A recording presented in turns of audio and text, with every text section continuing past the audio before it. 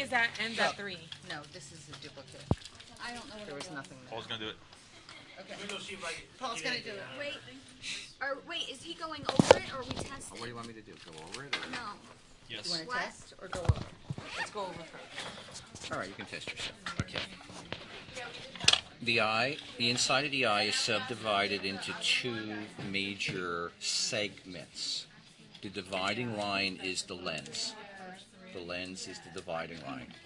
From the lens back to the retina, or behind the lens, however you want to say it, is called the posterior segment of the eye, and it's filled with the transparent jelly that's made one time and never again, called the vitreous humor.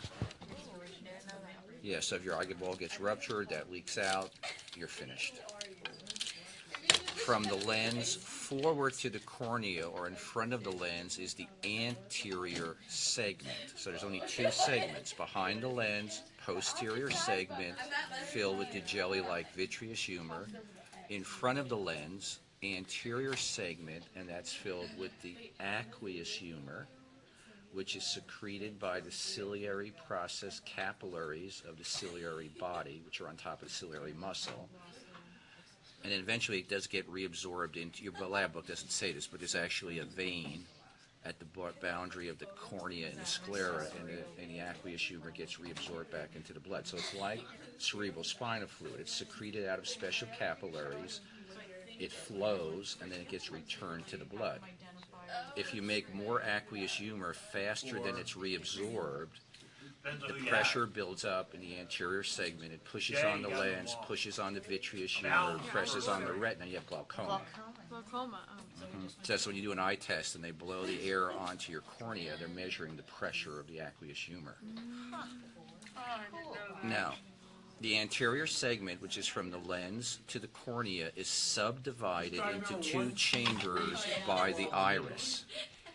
So the aqueous humor would actually start out behind the iris, because that's where the ciliary muscle and the ciliary processes are.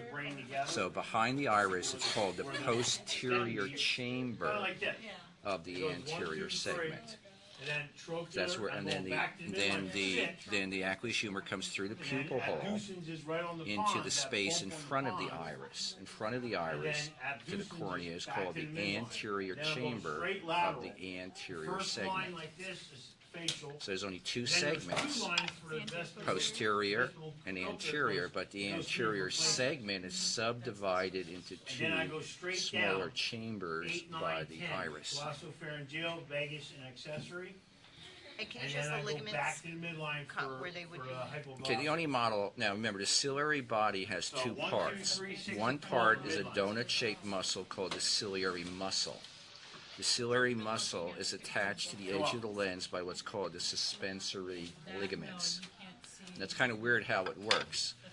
When the ciliary muscle dilates, it relaxes and dilates. It pulls on the suspensory ligaments, which make the lens get thinner for far vision.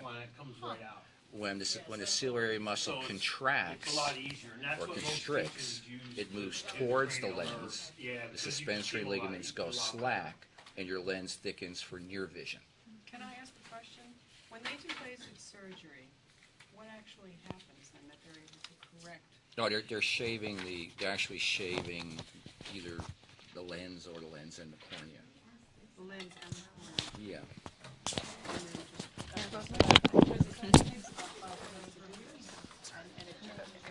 Yeah, because there's a lot of